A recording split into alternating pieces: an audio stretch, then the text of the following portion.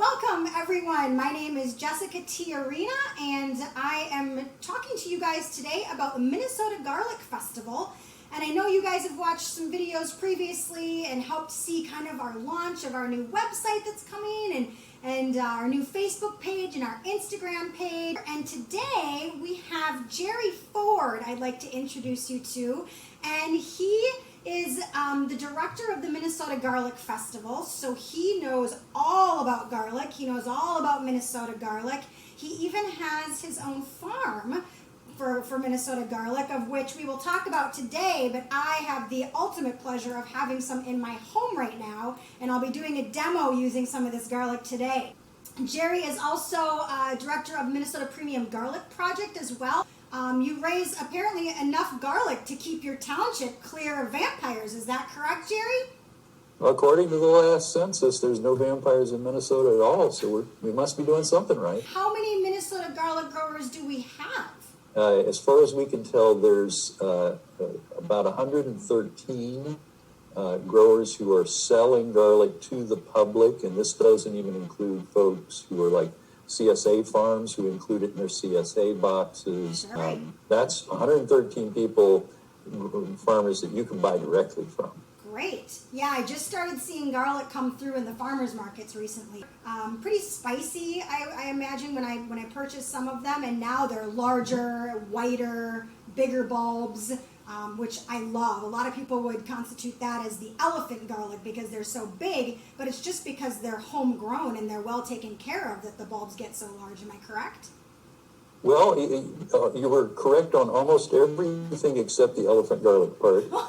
And this is kind of a campaign of mine, and I do this tongue-in-cheek. I want your listeners to know that. But elephant garlic is no more garlic than it is an elephant. Oh. The stuff that is actually called elephant garlic is a leek. Oh. Yeah, it's in the allium family. It's not in the elephant family. But it is not garlic. It's not true garlic. It doesn't taste like garlic. The reason people associate some of the garlic we grow here is we grow really big garlic here. Yes, we do. And it looks like elephant garlic. Yes. And the other thing is that with these northern garlics that we grow, and we can talk more about the different kinds of garlic as we progress, if you like, they only have a few cloves in them, the part that you pop out of there and use. So like those you have there probably only got 4 cloves in them. Yeah, they do. Which makes them look like that other thing called elephant garlic. But they're not. The ones you have there are porcelain garlics, and they are true garlics, and they're genetically very similar to the original garlic. Yeah, they're absolutely beautiful. I mean, they're so pristine. Well, I'll try to encapsulate this in as little time as possible. I have a master's degree in theatrical production, and I was a theatrical designer for many years, which totally did not prepare me for being a farmer. And that was down south in Texas, mostly. And then I met and fell in love with this wonderful woman who was from Minnesota and is 4th generation on a family farm. And we started coming back to visit the farm from Texas, and I fell in love with the place. Yeah. And so through a series of events, we ended up moving to the farm and starting to farm ourselves in 2002. And that one of the first things that I started growing intended for market was garlic, and it was quite by accident. I didn't mean to become a garlic grower commercially, but a friend wanted to grow some garlic at our place, and he would sell it to his friends in the Twin Cities. So we found out all about how to do that. It came time to plant. This was going to be his garlic, and he said, "Oh, my back," and he bugged out on doing the garlic. So I ended up having to do it. Well, now here we are 18 years later, and 2 of the varieties I grow are still from that original seed stock. Oh, wow. Ago. So that's one of the things about garlic is you replant from your own seed stock once you get started. One of my things that I look forward to at the Garlic Festival is the garlic ice cream.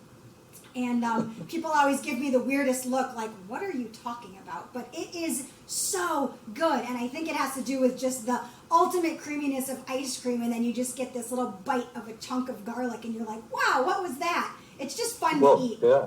And especially since it's only one day out of the year, that you would put yourself through that. Then there's the garlic chip cookies. Oh, yes. Crow River Winery, that is our host winery out there. They have their own garlic that they grow and make into a garlic wine. And, of course, it's a cooking wine. It's not meant to be a drinking wine, but one day out of the year, it becomes a drinking wine. And actually, at their winery, they use it as an ingredient in Bloody Marys. Oh, that's a perfect way to use it. So talk to me a little bit about the SFA. I know I'm a member, and Mary Jane Miller is also a member, and of course you are a member. But talk to us a little bit about the Sustainable Farming Association and Minnesota in general. Well, the Sustainable Farming Association is a nonprofit based in Minnesota, and we are all about connecting farmers, consumers, networking people together, educating people on how these local foods and our farmers are so important to our economy, to our communities. We are also very much about sustainability, environmental stewardship, using all kinds of practices like organics and regenerative agriculture, all are part of that sustainability movement. So this organization is actually tying together in a extended community all the supporters and the farmers. And one of the ways we do that is with these events. Yes. We like to have events that I like to say that Garlic Festival in particular tricks people into learning about sustainability. You know, you come for the food and to get your yearly supply of garlic, and hey, this is a zero waste event. Oh, these garlics are grown 10 miles from my house organically. Well, I didn't know that. So we just tricked you into learning about those things. Yeah, having been the chef demo stage manager under Mary Jane Miller for 3.5 years, or for 3 years, I did learn that as well. Everything we used was biodegradable, recyclable, compostable, all the utensils, all the cooking stuff. It was really a wonderful experience to be around, watching all that stuff not go to waste. It was really kind of cool. To be a part of that, I've never seen an entire festival incorporate and just open arms and hug that whole concept, and it was really great to be around. And I did want to point out, Jessica, we have, you can still experience one of the main things of the festival, even though we can't be there in person, and that is, we've found through our polling that most of the people come there to buy garlic. That is their primary thing, is to get there and buy garlic, because when you buy the kind of garlic that we do here, that is perfectly cured, and you store it properly at home, it can last for 9 months or more in your kitchen. So if you go to the Garlic Festival website, you will see the directory, the virtual directory 2020, that has now on it 24 garlic growers who are doing premium garlic products, and you can purchase directly from these people. So you don't miss a step with not having a live festival. And what is premium garlic? How would you define premium garlic versus garlic? Well, we want it to look good, like that when you're peeling right there. Yes. I know, you guys, look at how purple this is. I don't know if you can see that. I'm going to bring it up closer to the camera here. So this bulb, and then look at how purple that is in the middle. Oh, it's absolutely beautiful, you guys. Sorry to cut you off, Jerry. Go well, ahead. and they garlic is, I like to compare garlic to fine wine grapes. A little bit of a stretch, but it's different every year. And some years there'll be that lovely purple color in there, and other years it'll be, you open it up and it's porcelain white inside there. But it's the same garlic. It's the same garlic. It just adapts to its season every year. So yeah, it's the premium product is what you're looking at there. It's just stuff you want to put out on the counter and show off to your friends when they see it. When you store it properly, it's going to keep for a long time, and it mellows the flavor. The garlic, freshly peeled, especially if it hasn't been cured, has a real bite to it. Yeah, it does. I It is love that. screeching hot. And I know I love to make salsa, being from Texas. And I would, brave person. That is spicy. Oh, it's this is what I was looking spice. for. I sent you our spiciest variety. Oh, it's wonderful. Just because I wanted to see you do that. Yeah. So with that curing process, it'll mellow that out, because what we're looking for, what we really want is, after it's been sliced up and exposed to the air for a bit, it mellows out and you just get that rich umami garlic flavor in there. And the curing process really helps that along. So I can hear people saying, well, wait a minute, what is that perfect storage method in my kitchen? Well, it's so simple. You want it out in indirect light, not direct sunlight, airflow, and not in the dark. Okay. Never in the refrigerator. You don't put it in the refrigerator until you've done what Jessica's doing there. And then, yes, put it in the refrigerator. So I could buy garlic from your farm, Jerry. So I could buy like your table garlic, or this is the German porcelain variety. I could buy this garlic and I could leave it on my countertop under all those specifications for up to 9 months? Oh, yes. Oh, we actually, last year when we were harvesting garlic here, we served a lunch to our harvest crew with garlic from the previous year. Oh, so wonderful. It had stored for 12 months, and it was just sitting out in big bowls on the countertops. Absolutely wonderful. So you guys, I want to talk to you a little bit about what I'm doing here. So this garlic, so I have a little bowl already from some store-bought garlic that I diced up this morning. And then I have Jerry's garlic here from Living Song Farm. So I do want to talk about that a little bit, Jerry, because I did mention to you guys that he does grow and sell his own garlic here. That this garlic, not only is it beautiful on the outside, gorgeous on the second layer, but you get down to that meaty part and it is hard, which is what I want because that means it's fresh. If it starts to get squishy, turn colors, it's going bad. It is thick, it is heavy, which is great, and when I started cutting into it, it was so juicy. Like, I can't even tell you the last time I cut into a commercial store-bought piece of garlic, unless it was from Lake Winds or another co-op, that was this juicy. So Garlic Fest every year is a great place, like what Jerry said, to go and stock up on your garlic for the whole year because you can keep it that long. The smell is so different.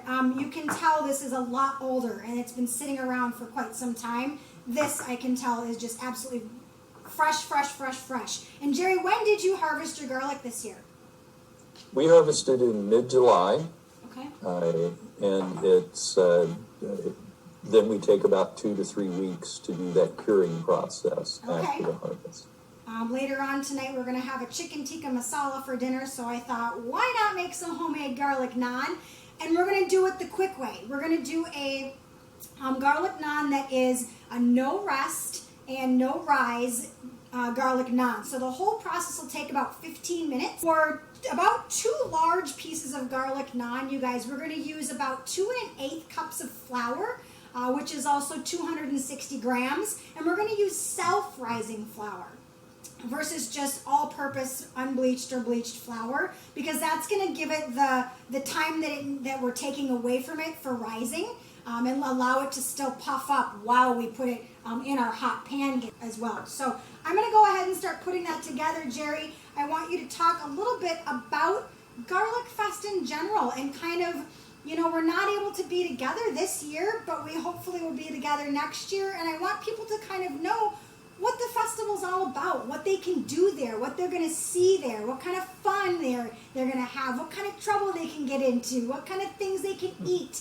and talk about how local of a festival it is, the vendors that we bring in, the people that we talk to, the growers. So give us a little bit of background on that, and kind of, you're the chief, the head honcho of the Minnesota Garlic Festival, so I know you've got all the information. Let us know what's going on with that. Well, appreciate that. And it is a little cruel of you, by the way, to be doing this taping shortly before lunchtime. and with Indian cuisine being my favorite. But I'll see if I can avoid passing out while waiting for this to get ready. So the Garlic Festival started 15 years ago. This would have been our 15th annual. We like to say that it's still our 15th annual. It's just in a different form.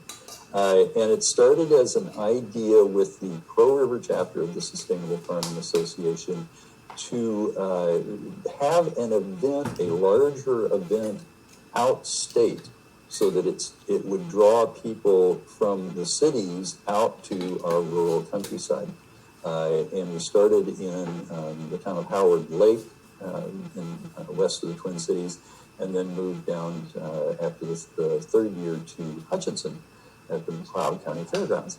And it's a wonderful site. Hutchinson's a mid-sized town of a little bigger than a small town, but it still has a real small town feel to it. And so we got started with that. We were just so surprised when people actually showed up. Especially the first year, we were expecting, maybe 200 people, and there were 750 people there. And now, I like to say that about 3,500 people show up to the festival and go home smelling completely different. So it's good to bring your whole family, people you live with you, because otherwise they're in for a bit of a shock when you get back home. And one of you may be sleeping out on the porch or something. So it's all about local food production. Garlic is the hook.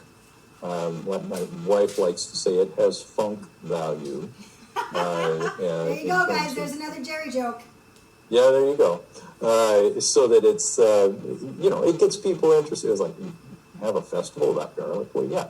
As a matter of fact, I believe it's 22 states in the United States have garlic festivals now. Oh, wow.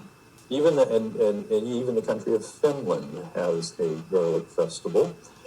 Don't tell me Scandinavians don't like spicy foods. So we got going with it, and what we realized is we could really get people interested in how the food was produced and where it comes from. So we really continue to focus on that. You can also, we're a very family-friendly event. We have a whole program all day long for the kids, but it's not things like carnival rides or trying to get them to eat cotton candy or anything like that. It's much more involved, participatory sort of with other kids sort of event. And programs that also circle that. There's a garlic toss contest and that sort of thing. And there's a garlic parade. And there's it's not a parade now. It's not a parade. It's a promenade. You're right. Yes, it's called the Peculiar Pragmatic Promenade, which perambulate, I can't even say the word, the perimeter of the festival at precisely 1:37 in the afternoon.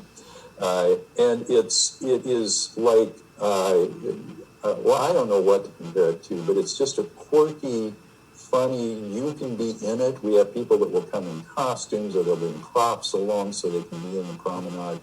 And then we just have fun marching around to the bagpipes and the mariachi bands and the German polka music and all this, the different entertainment that we have there. We do almost all of the entertainment. Instead of having big concert stages, we do it as a kind of a troubadour, busker sort of thing. So you may be sitting there and suddenly popping up next to you will be a world-class violin player. Or you may suddenly be surrounded by a group of costume German characters from New Ulm. So it's much looser. You never quite know where the entertainment's going to happen, but it's always somewhere nearby. The one thing we do schedule and have a lot of all day long is exactly what you're seeing right now with Jessica, is chef demos throughout the day.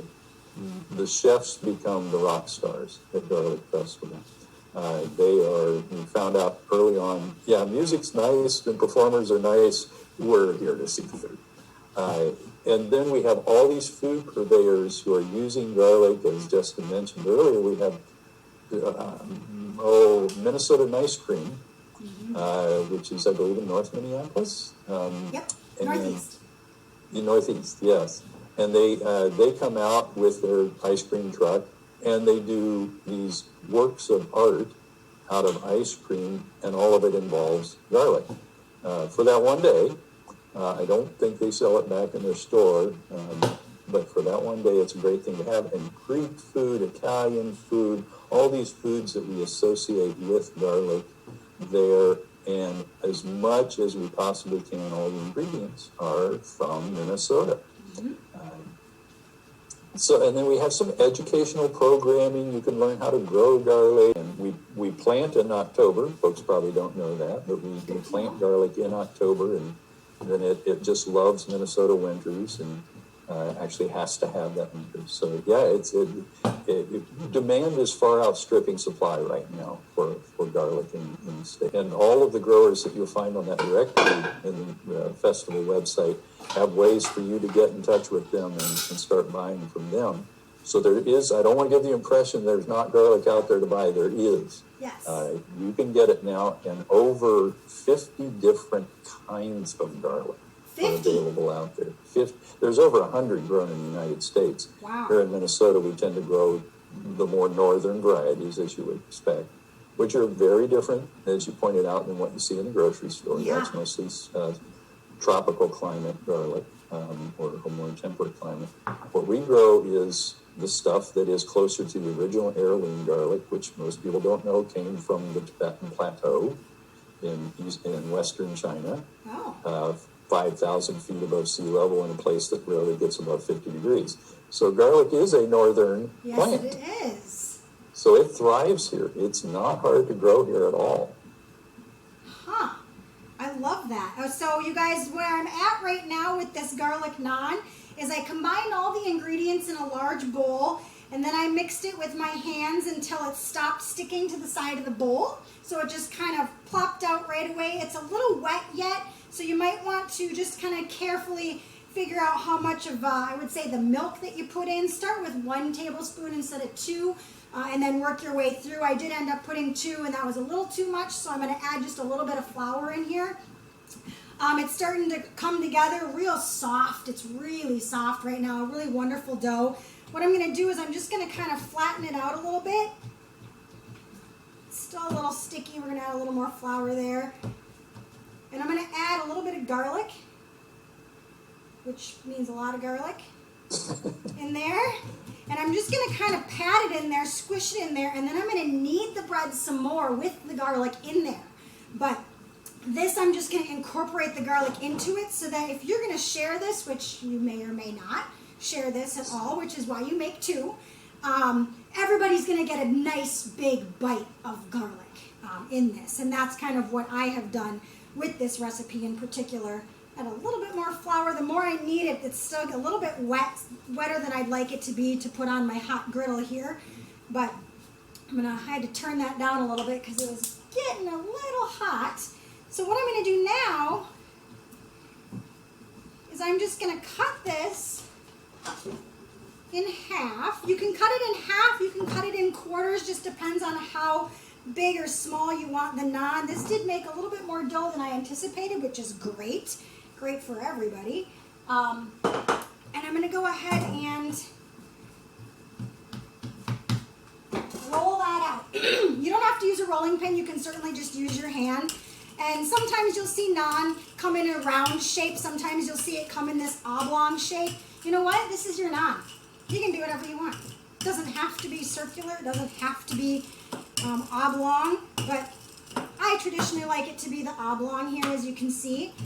And it doesn't need to be that big. I do still want it to fit in my cast iron pan here, so I'm going to leave it at about this size, which is perfect. What I'm going to do is I'm going to add some more garlic to this.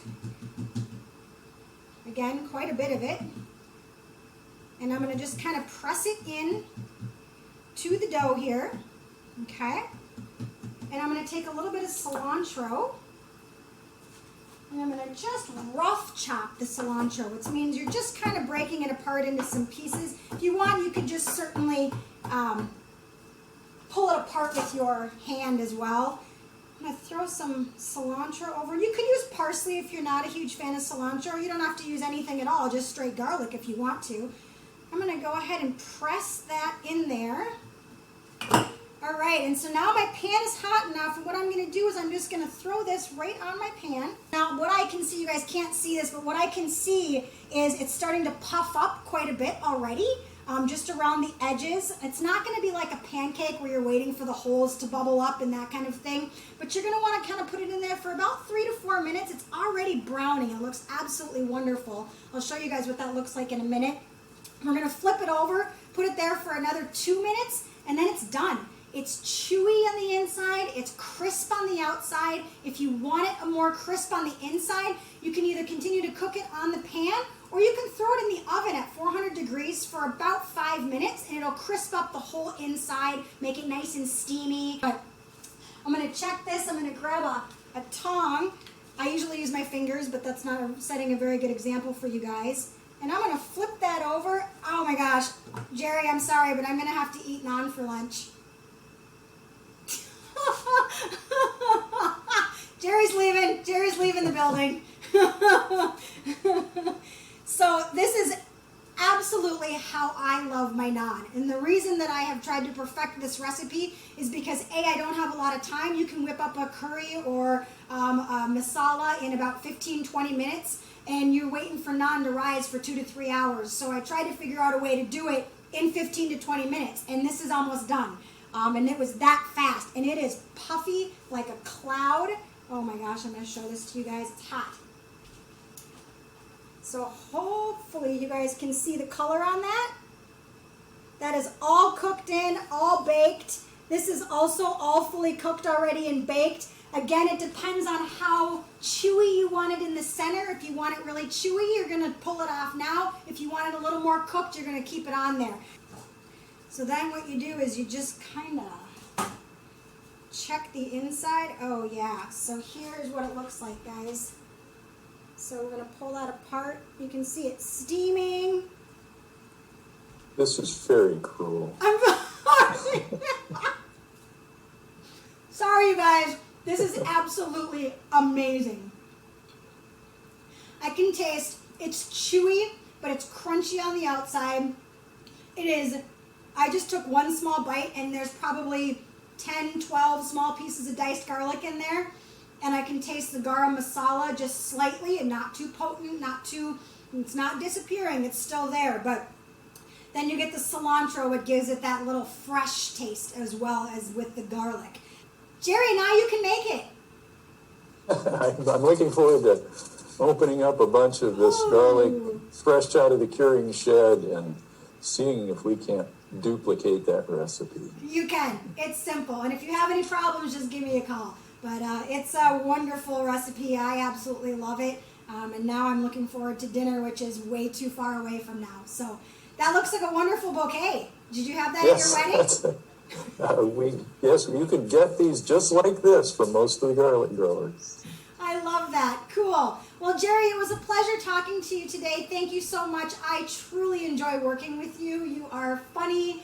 You have good direction. I love being able to turn this into something not normal from what we were supposed to do this year, but we're still having fun. We're still educating people. They can still buy their garlic this year, which, a lot of people were worried about because they come to the festival to buy their garlic. So now everybody else who knows that you can buy garlic, and Jerry sells it as well from his farm, go on his website, which I believe is livingsongfarm.com.